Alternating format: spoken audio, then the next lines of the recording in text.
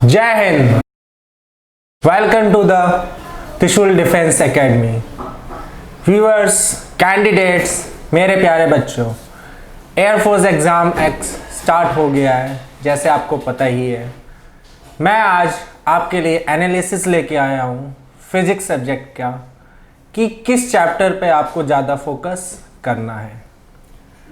मैंने जो एनालिसिस ली है वो 4 नवंबर के तीनों शिफ्ट के एनालिसिस हैं, तो हो सकता है उनके अलावा जो चैप्टर यूज़ नहीं हुए हैं, जो चैप्टर से क्वेश्चंस नहीं आए हैं, वो आ सकते हैं। जैसे पहला चैप्टर है सेमीकंडक्टर।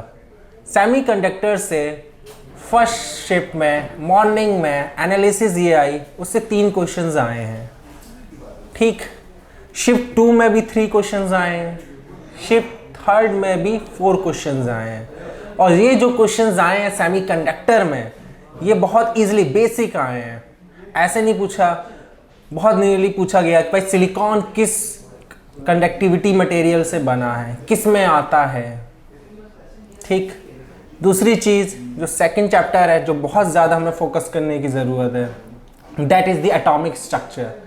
एटॉमिक स्ट्रक्चर चैप्टर से तीनों शिफ्ट में क्वेश्चंस आए हैं। ठीक, 2 क्वेश्चंस फर्स्ट शिफ्ट में आए हैं, 3 क्वेश्चन सेकंड शिफ्ट में आए हैं और 3 क्वेश्चन शिफ्ट 3rd में आए हैं। तो ये 2 चैप्टर्स पे आप लोग थोड़ा ज़्यादा ध्यान दीजिएगा। बेसिक आया है क्वेश्चंस लेवल। हम आते हैं फिर मैकेनिक्स सेक्शन में, मैकेनिक्स ब्रांच में। मैकेनिक्स ब्रांच में सबसे ज़्यादा जो क्वेश्चंस आ रहे हैं वो ग्रेविटेशन से आ रहे हैं। तीनों शिफ्ट में ग्रेविटेशन से 2 क्वेश्चंस रहे हैं।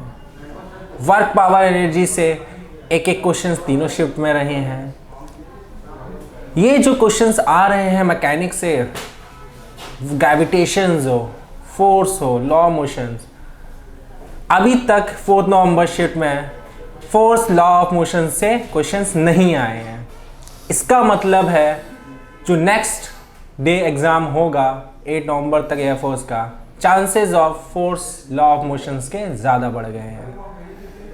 लेकिन आप क्वेश्चंस ग्रेविटेशंस के देखोगे, फॉर्मूले सारे याद कर लीजिएगा, फॉर्मूले बेसिस क्वेश्चंस आ रहे हैं। वर्क पावर एनर्जी में फॉर्मूले सारे याद कर लीजिएगा। डायरेक्ट जो न्यूमेरिकल आ रहे हैं फॉर्मूले पे आ रहे हैं। बेसिक आ रहा है, वर्क क्या होता है, पावर क्या होता है, एनर्जी क्या होता है, उनकी डेफिनेशंस आ रही हैं। बेसिक कॉन्सेप्ट आप क्लियर करके चलिएगा। बेसिक कॉन्सेप्ट क्लियर रहेगा तो जो बेसिक क्वेश्चंस आ रहे हैं वो आराम से आप कर लेंगे। ठीक, चलिए आगे बढ़ते हैं इलेक्ट्रोमैग्नेटिक सेक्शन पे। हम इलेक्ट्रोमैग्नेटिक सेक्शन में जो सबसे ज़्यादा क्वेश्चंस आ रहे हैं वो आ रहा है इलेक्ट्रोस्टैटिक्स में। ठीक, electric potential at uniform magnetic field, electric field, इन सब के जो भी आपने फॉर्मूले पढ़े थे, ग्राफ्स पढ़े थे, वो बहुत ही इंपॉर्टेंट्स हैं। उन पे थोड़ा ज़्यादा ध्यान दीजिएगा। ठीक, क्योंकि 4 नवंबर के एनालिसिस में एक एवरेज निकालें तो 4 क्वेश्चंस आ रहे हैं इलेक्ट्रोस्टैटिक्स से। फिर आपका आता है छोटा सा ही पार्ट है alternating current, electromagnetic induction. Electromagnetic induction में आप बहुत डिटेल में मत जाइएगा, सिर्फ डेफिनेशन पढ़िए। वर्ड टर्म्स जो यूज़ हुए हैं उसमें उनका थोड़ा मतलब आप क्लियरली से अच्छे से समझ लीजिएगा। ट्रांसफार्मर क्या होता है, स्टेप अप ट्रांसफार्मर क्या होता है, स्टेप डाउन ट्रांसफार्मर क्या होता है, क्योंकि ट्रांसफार्मर में इस बार क्वेश्चंस आ रहे हैं। ठीक, चलिए जो लास्ट जो हमारी एनालिसिस हमने देखी वो ये एनालिसिस थी थर्मोडायनेमिक ब्रांच की। थर्मोडायनेमिक्स ब्रांच से 4 क्वेश्चंस आ रहे हैं, 4-5 एवरेज क्वेश्चंस आ रहे हैं, तीनों शिफ्ट में आए हैं। इसका मतलब थर्मोडायनेमिक सेक्शन बहुत इंपॉर्टेंट है। तो ये 4 नवंबर के एनालिसिस में हमें ये पता चल गया कि किन किन चैप्टर से क्वेश्चंस आ चुके हैं और वो इम्पोर्टेंट्स क्यों हैं। जो मैंने एक ओवरऑल निकाला है एनालिसिस, वो ये निकाला 25 क्वेश्चंस ऑफ फिजिक्स में आपके 15-16 क्वेश्चन बेसिक कॉन्सेप्ट पे आ रहे हैं। बेसिक कॉन्सेप्ट क्या है? Definition, formulas, SI unit, dimension, है ना, ये सारे बेसिक हैं। ऐसा ही यूनिट डायमेंशन को बिल्कुल मत छोड़िएगा। 25 क्वेश्चन में 4 क्वेश्चन वहीं आ रहे हैं। तो अगर आप फिजिक्स में सोचते हो कि मेरा सेक्शन वीक है, तो एटलीस्ट ऐसा ही यूनिट और डायमेंशन पढ़ लीजिएगा कि एटलीस्ट आप 5 क्वेश्चन तो क्रैक कर लोगे। एंड आप पूरी फिजिक्स में फॉर्मूलेज याद रख लोगे तो भी आपके नियर अबाउट 10-12 क्वेश्चंस अटेम्प्ट हो जाएंगे।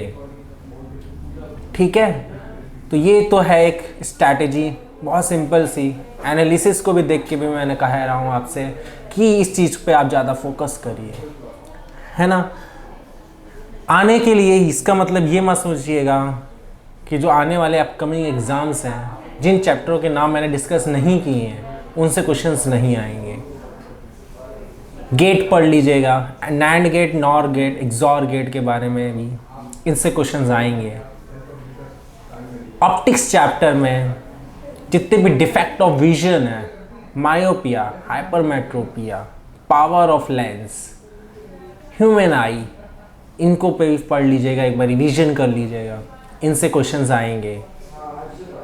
Concave lens, convex lens, concave mirror, convex mirror, इनके फॉर्मूले पढ़ लीजिएगा, इस पे न्यूमेरिकल्स आते हैं। Radius of curvature, focal length, तो ये सारे जो टॉपिक्स अभी तक नहीं आए हैं, इनके चांसेस बढ़ गए हैं अपकमिंग एग्जाम में आने के लिए। तो एक आइडिया मिल गया है जो हमारा एयरफोर्स का एग्ज़ाम चल रहा है, वो ये कि 25 ऑफ क्वेश्चंस ऑफ फिजिक्स में 15 क्वेश्चंस आपके बेसिक कॉन्सेप्ट पे आ रहे हैं। मींस एवरेज से एवरेज स्टूडेंट 15 क्वेश्चन तो अटेम्प्ट कर ले रहा है। इसका मतलब ये मत सोचिएगा कि पेपर इजी आ रहा है, क्योंकि जो गुड अटेम्प्ट भी गया है आप लोग ने जो डिस्कस किए क्वेश्चन मेरे साथ, वो नियरली अबाउट 18 या 19 क्वेश्चन ही गया है। ठीक, तो इट्स वेरी गुड कि अगर आपने 20 क्वेश्चन या उससे अबव किए हैं, सो वो बहुत अच्छी बात है, आई अप्रिशिएट दैट। बट आप ये मत सोचिएगा कि 10 से क्वेश्चंस मैं अटेम्प्ट कर पाया, क्योंकि पेपर इतना भी टफ नहीं है। आप एवरेज 15 क्वेश्चंस तो कर ही लेंगे। ये एनालिसिस है एवरेज बच्चों के लिए, वीक बच्चों के लिए, लेकिन इसका मतलब ये भी नहीं कि आप 20 अबव भी कर दें, क्योंकि एक्यूरेसी पे भी हमें ध्यान देना है, स्केलिंग हो सकती है, तो इन चीज़ों का ध्यान दीजिएगा। नेक्स्ट मैं एनालिसिस लेके आऊँगा अगले दिन की, डिस्कस करेंगे हम उस पर क्या होगा, क्या क्वेश्चंस आ रहे हैं, किस सेक्शन पे ज़्यादा ध्यान देना है। तो अलविदा कहता हूँ प्यारे बच्चों, नेक्स्ट वीडियो का वेट करिएगा। Thank you.